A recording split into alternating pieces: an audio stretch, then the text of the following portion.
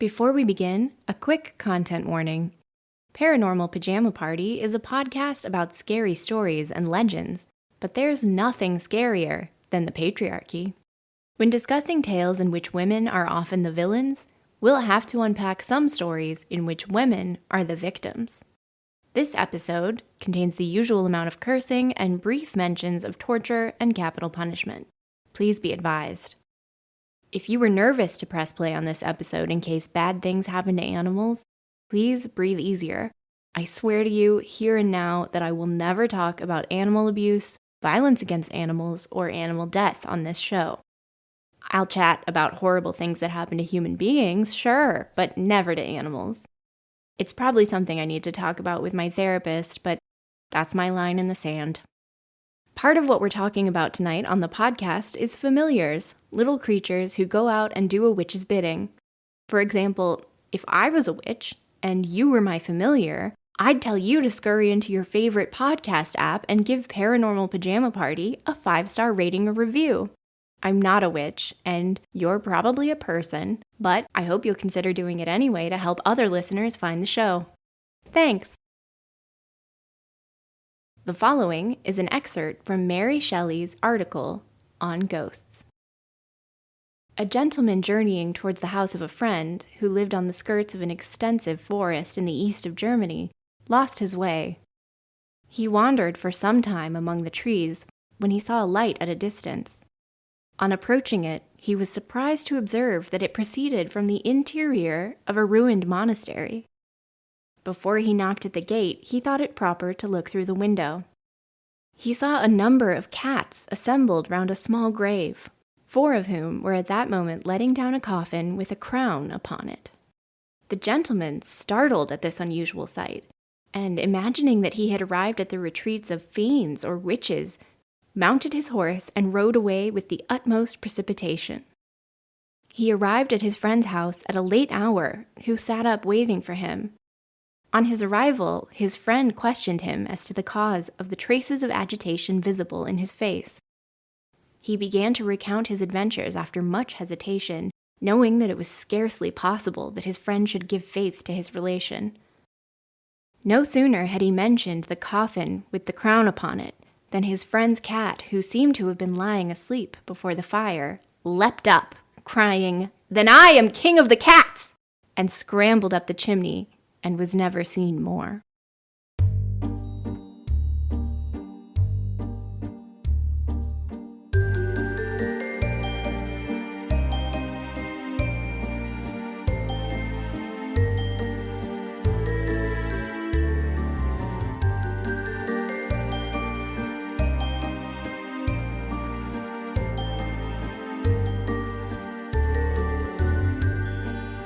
Hi, I'm Steph, and this is Paranormal Pajama Party, the podcast that brings you classic ghost stories and legends featuring female phantoms and femme fatales.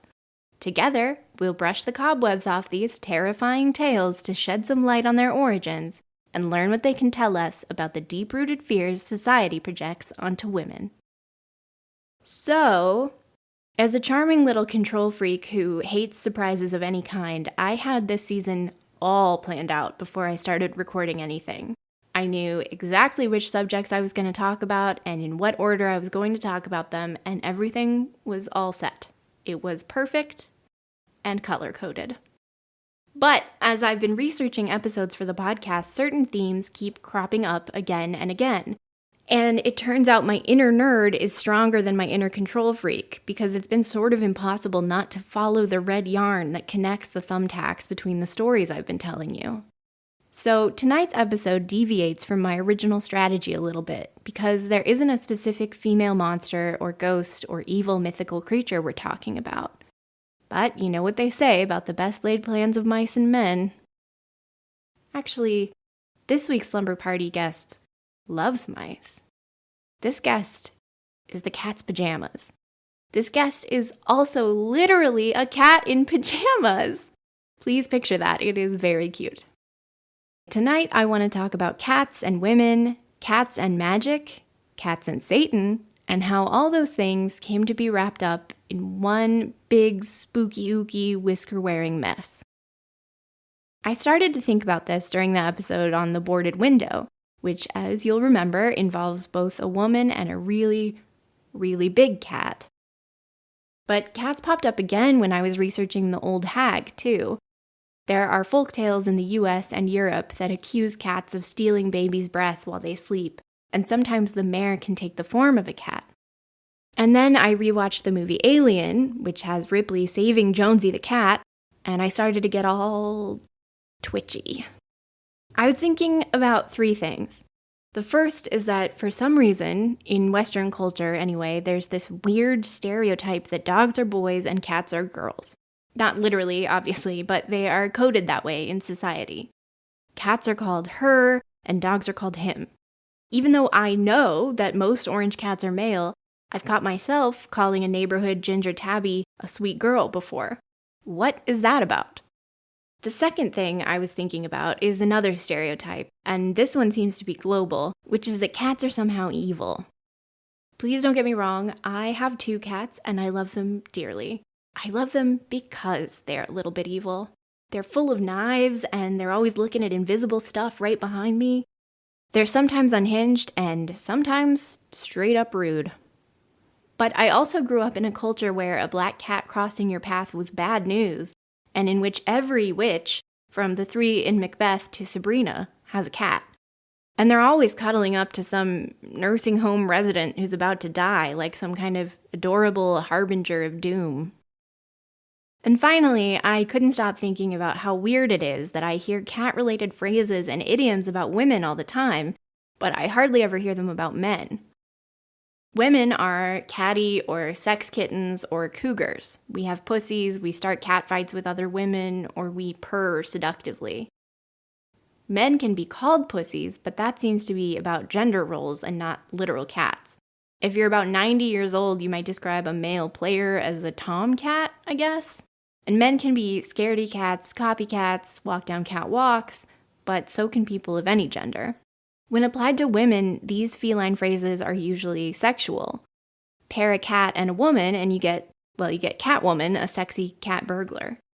But then there are cat ladies, which is a term that's very unsexy and also almost always used as a derogative. I've seen cat men used, but it's usually in like a positive context, and it definitely seems to be a post-Internet 2.0 thing. Women, cats, wickedness. Pardon the pun, but it was like catnip. I had no choice but to start digging into the litter box that is human history. Sorry. It turns out women and cats go way back. Way, way, way back. I can't prove this, of course, but I am starting to suspect that the first amoeba to crawl out of the primordial stew was like, I'm a lady, and the next one out was like, I'm a cat, and we've been together ever since. It's easier to prove that we've been associated with each other since the Neolithic period. There are at least 2 prehistoric caves in Anatolia with art that prominently features women and cats. In one cave, lots of women are painted alongside leopards, even holding cubs like human babies. In another cave, a woman wearing a crown and sitting on a throne is shown giving birth, while a leopard rests beside her as her protector.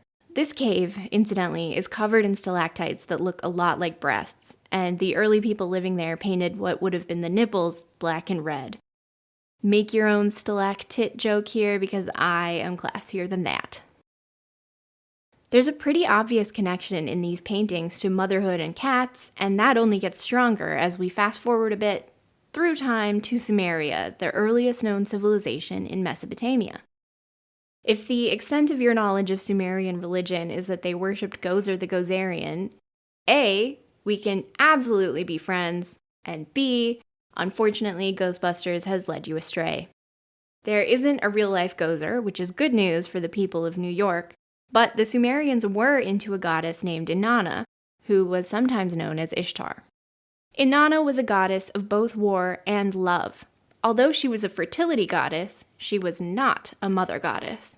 And even though one of her titles was Virgin Queen of Heaven and Earth, a lot of the hymns about her talk about her insatiable sexual appetite. She was definitely not a marriage goddess. She clearly had no interest in that monogamy business. Virgin, in this case, seems to mean unmarried or autonomous from a man. In the stories about her, she's active and independent, she wants more power than she has, and she's not shy about going after it. Inanna was sometimes called Labatu, which means lioness, and as a warrior goddess, she's often portrayed with fierce lions by her side, or as a lion. That's a pretty common symbol for warrior goddesses throughout history. In fact, lions have a longer history of being associated with queens than with kings. Sorry, Mufasa. Guess who was also hanging out in Mesopotamia at the time? Lilith, who we talked about briefly in our Night Hag episode. As a Lilith refresher, she was initially a spirit or demon who shows up in Babylonian, Assyrian, and Sumerian cuneiform, associated with the underworld and death. Later, she appears in Jewish mythology in the Garden of Eden as Adam's first wife, who is opposed to the missionary position on principle. She left her husband after an argument about how she didn't want to lie beneath him during sex because she felt they were equals. Adam and God apparently thought this was bananas. So God gave her the option of either going back to Adam or becoming a baby-killing witch queen for all eternity. As we know, she went with Witch Queen, had a bunch of daughters that became succubi, and long story short, now men are scared of bedtime. You're never going to believe this, but Lilith was also regularly pictured alongside lions, as well as owls and other predatory creatures of the night. Lions were symbols of pride and imperiousness, so they were probably also emblematic of her refusal to bow to male authority. So here we have our first fallen, sinful woman associated with cats, and a woman associated with the underworld. Okay, back into our space-time machine. We're going to the Indus Valley, where a buffalo demon named Mahishasura was going around torturing and killing people. See, he'd asked Brahma, the Hindu creator god, for eternal life. When Brahma said no, Mahishasura made a different request, that only a woman be able to kill him. Pfft, women aren't deadly. It's basically the same thing as living forever, right? Eventually, he captured Svarga, the celestial realm of the deities. To fight back, the most powerful deities combined their power to create a goddess with many arms, Adi Shakti. I'm really simplifying some stuff here, but one of Adi Shakti's manifestations is Durga, the warrior goddess. Durga hopped on a tiger and set out to kill Mahishasura.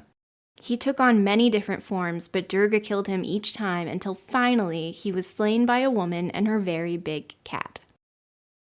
Meanwhile, in ancient Egypt, remember the snake-headed goddess Wadjet from the Vanishing Hitchhikers episode? Well, she's linked with another motherly protector type, and the go-to goddess when people think about women and cats, Bastet. Originally, Bastet was one of several lioness-headed goddesses. Eventually, however, her portrayal evolved into the cat-headed woman we're more familiar with today. She and a goddess named Sekhmet, who had a lion head, eventually came to represent two aspects of the same deity. Sekhmet was the fierce warrior, and Bastet was her gentler side. That's not to say that Bastet wasn't a mighty protector in her own right. She was the defender of the sun god Ra and the goddess of protection against contagious diseases and evil spirits, which will turn out to be pretty ironic as this story goes along. This protector symbolism makes a lot of sense because cats were valued for their abilities to protect stores of food from vermin, and also because they fought cobras. Amazing! Fun fact, I learned this week that unlike dogs and other species, humans didn't actually domesticate cats. Cats kind of domesticated themselves. So humans attracted vermin, which the cats liked, and the cats took care of the vermin, which the humans liked. Pretty symbiotic and cool. Anyway, house cats were revered in ancient Egypt. If your cat died, your whole family went into mourning. Everyone shaved their eyebrows off, you mummified the cat, and you brought it to a sacred place to be interred. Bastet's temple was one of those sacred places. Her temple was surrounded by water on three sides. Legend held that the wild lioness warrior Sekhmet quenched her thirst in one of these cooling lakes and transformed into the calmer Bastet before settling into the temple, which I have to assume was shaped like a large cardboard box. When archaeologists excavated her temple, they discovered more than 300,000 mummified cats. Bastet was also a fertility goddess, and she's often shown with kittens surrounding her. It's theorized that she's depicted as a cat because they were fertile, good mothers, and fierce protectors of their babies. Eventually, the Greek Ptolemaic dynasty, Cleopatra's people, replaced the Egyptians as rulers of ancient Egypt for a time, and they kicked off a repeating pattern.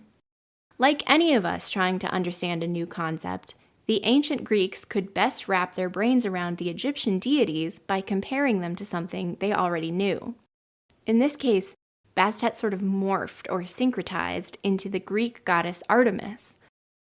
Artemis was the goddess of the hunt, mistress of the beasts, and protector of untamed wilderness. She was one of 3 Greek virgin goddesses, along with Athena and Hestia. In ancient Greece, hunters usually abstained from sex before the hunt because they believed it would change their scent and alert their prey. As with Inanna in Sumeria, though, Artemis's virginity was less about whether or not she'd had penetrative sex and more about her autonomy and power. She was worshipped as the protector of women, including in childbirth, despite never being a mother herself. Her special animals were the lion and the bear, nature's greatest hunters.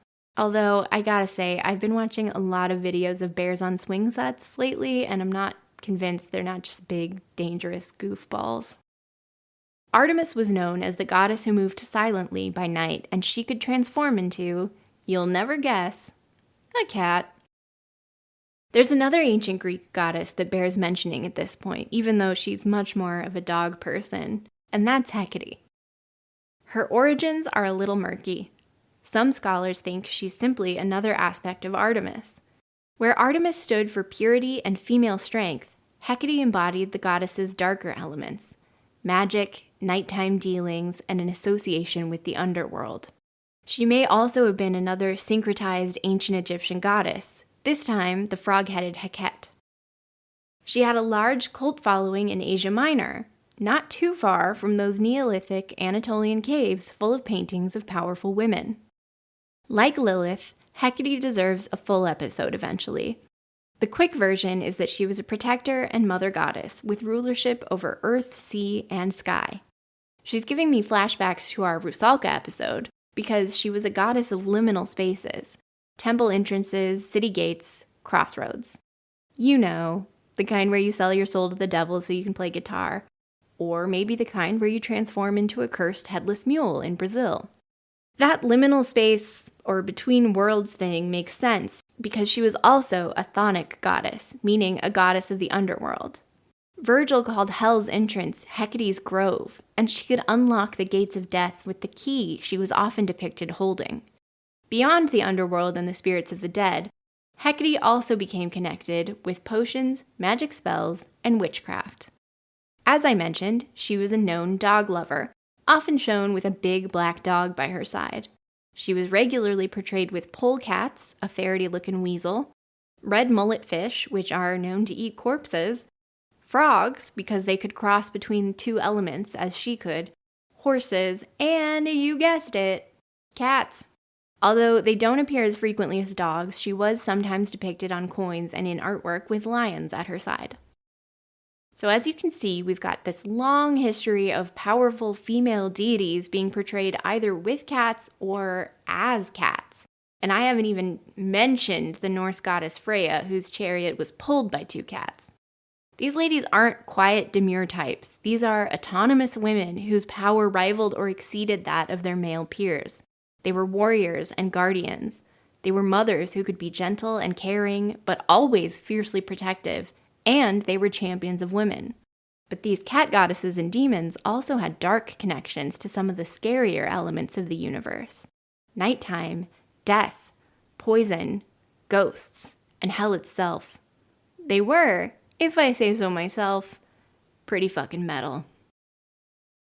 So how did we go from metal cat goddesses of creation and destruction to witches with cat-shaped familiars who were actually Satan's minions? Well, it's a long story. We don't have time to get into all of it. There's a best-selling book about it if you want to check out the details. The gist of it, though, is that this carpenter from a super small town said and did some stuff that made a few officials from the occupying government pretty mad. It turned into a whole thing, and now the world's largest religion is based on that guy's teachings. The main thing he wanted was for all of us to remember to treat others the way we'd want to be treated. So naturally, a lot of killing, colonizing, and oppressing has been done in his name. The bestseller that I mentioned leaves out that last part. Things started well for cats, women, and Christianity. The same synchronization that connected Bastet to Artemis and Artemis to Hecate happened again, this time with Mary, mother of Jesus. The Roman equivalent of Artemis was Diana, and when Constantine I decriminalized Christianity in the Roman Empire, it was only natural that the Virgin Mary might have some of the same qualities that previously belonged to another famous virgin and protective mother-type figure. Art from the Middle Ages that depicts the Annunciation, when the Archangel Gabriel told Mary that she would bear God's child, often includes a cat. So do many paintings of the Holy Family. There's even Italian folklore about a cat in Bethlehem that gave birth to a kitten on the same night that Mary had Jesus, which is very, very cute. But things started to go downhill fast. There are no cats in the New Testament, and that might be an indication that the species was on the brink of a PR crisis. In the Middle Ages, one of my sources said, the general run of Christians were firmly persuaded that Satan had marked cats for his own.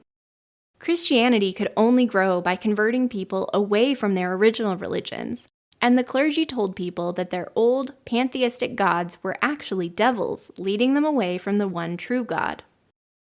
But as anyone who's sat through family holidays knows, people don't let go of traditions easily. Some were still participating in their old pagan ceremonies and practices on the down low.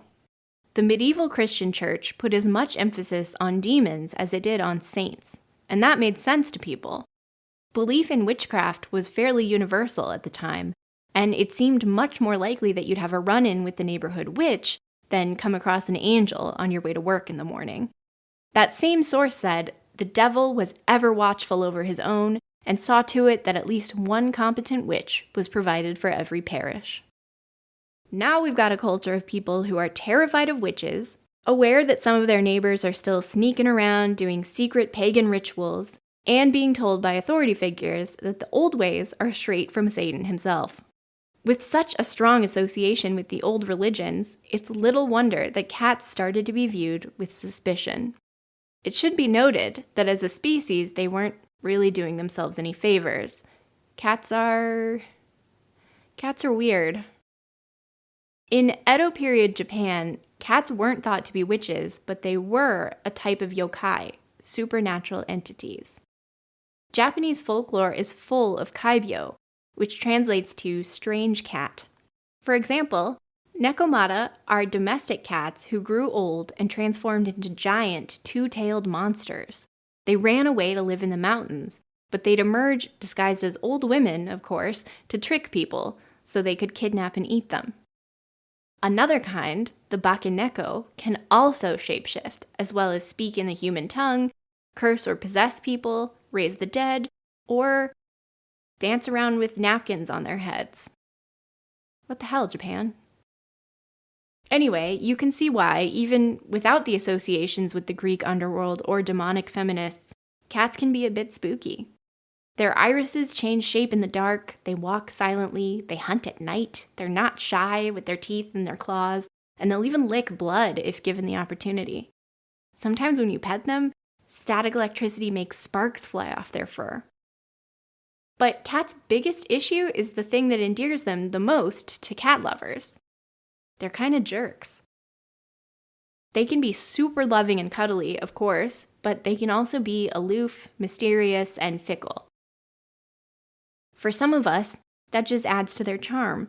The same source I mentioned before, which was one of my favorites from this week, says, and I quote, "In nearly all lovers of cats, one finds a certain contempt for the stupidity of mankind." I would like to throw in a little disclaimer here, but it's not about my feelings towards mankind, which can be summed up with that. The article I keep quoting from, Cats Holy and Profane by N.A. Crawford, is really interesting, and it was helpful for some of the historical parts of this episode. But it was also published in a journal called the Psychoanalytical Review in 1934, and it takes a very abrupt turn to discuss how a phobia of cats may make you a lesbian.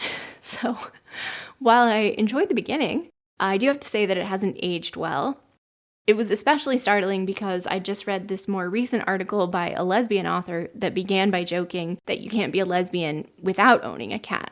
So, lesbians, please tell me how you feel. Okay, back to cats, cat owners, and their collective attitude problems. You may have noticed that the same attributes people don't like about cats are things that misogynists often say about women. In our episode on the boarded window, Ambrose Bierce defined women as a type of cat in his satirical and pretty sexist Devil's Dictionary. And as we saw in the Headless Mule episode, equating women and animals is pretty old hat in patriarchal cultures. In a lot of ways, I think that's an honor. Animals are the best. Have you ever seen a video of a cow getting the zoomies? Incredible. I aspire to zoomy cow levels of happiness and purity of spirit. Some of us would argue that maybe instead of denigrating animals as less than, we could be trying a little harder to be more like them. Since we don't have time to unpack that, too, I'll just point out the obvious. Equating a person to an animal is the literal definition of dehumanization.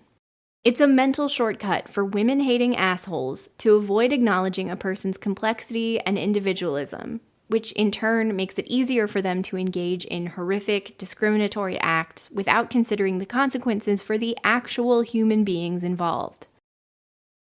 Back into our time machine to medieval Europe, where the patriarchy was alive and well, and witch hunting, another dehumanizing activity, was having its heyday.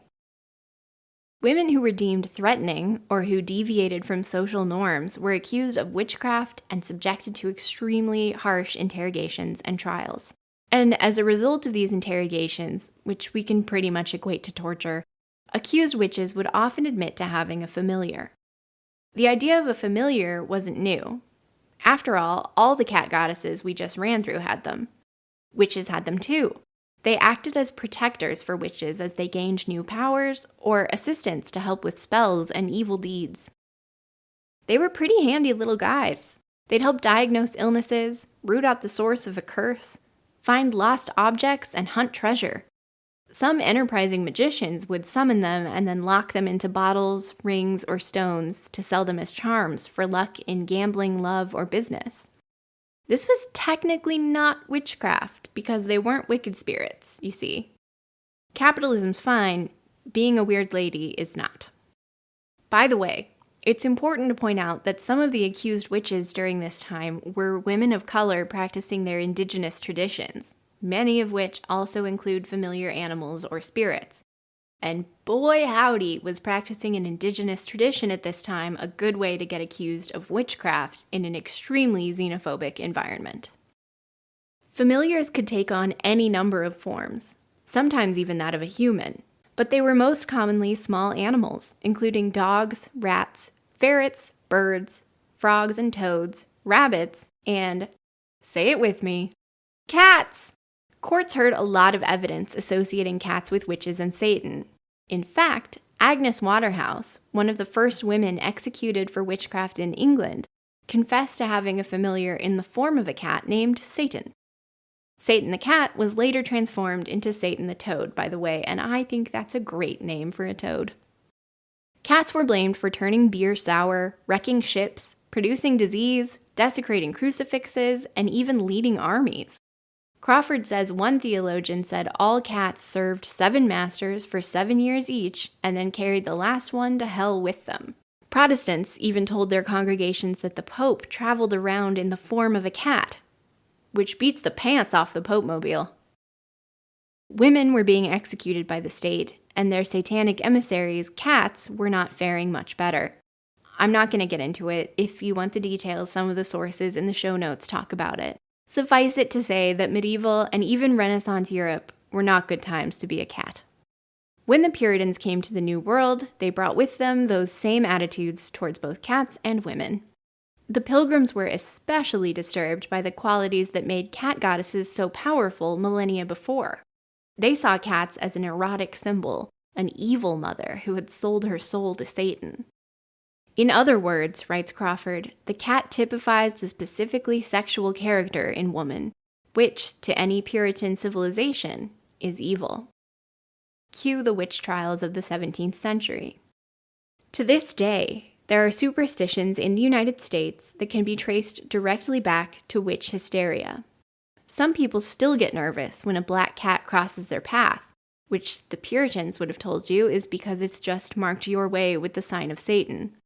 Of course, you can try to stay safe by touching wood, that is, touching a cross to defeat the devil. But don't worry, things have changed. We have grown as a species. Why, the last time a woman was executed for witchcraft was way back in 2021, according to Wikipedia. At least we're cooler about women's relationships with cats now, though. Oh wait, that's not right either. My other favorite source this week was a chapter from the book Animalities. In it, Professor Fiona Probyn-Rapsey points out that we are still haunted by the relationship between felines and females, but these days we fear something else. She wrote, "I've long been fascinated by the crazy cat lady as a cultural trope, a sort of folk devil whose appearance plays on broader anxieties attached to femininity and animality. Little Edie and Big Edie in Grey Gardens and Eleanor Abernathy from The Simpsons are just a few of modern pop culture's examples of women whose lifestyles deviate from the social norm. They live in squalor, as we assume animals do, and their relationships with their critters are treated with derision. The unsaid part is that these are women who failed, right? They've never fulfilled society's expectation that they have husbands, children, and well-kept appearances and homes. They're boogeymen, or rather boogie women, I guess, meant to scare us into living our lives between the lines. Interestingly, Probyn-Rapsey points out that women with a lot of animals are more likely to be reported and prosecuted for animal hoarding than men with a lot of animals because men don't fit the stereotype for many judges. The cat lady folk devil's claws aren't quite as sharp as they used to be. Women no longer need to get married to ensure their survival, and pet culture, spurred on by the internet, encourages big displays of affection for our pets, says Probyn-Rapsey. Thanks to the internet, there's also much more visibility for cat lovers of all genders, so cat ladies are now young, career-focused, and not even necessarily ladies. I'm not sure we're out of the woods yet.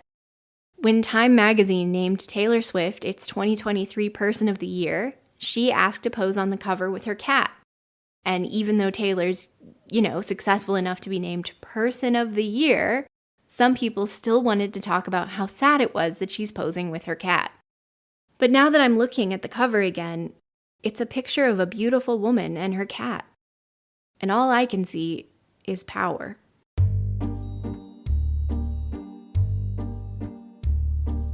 All right, all you cool cats and kittens, it's time for lights out at the Paranormal Pajama Party. Thanks for joining me. To learn more about the cat goddesses, witches and their familiars, Japan's strange cats, and the fascinating history of cat ladies, check out my sources in the show notes. Follow Paranormal PJ Party on Instagram to see visuals from today's episodes. I've been collecting cat memes to share for weeks. I'll see you next week for more spine-tingling tales and critical discussion. In the meantime, don't forget, ghosts have stories, women have voices. Dare to listen.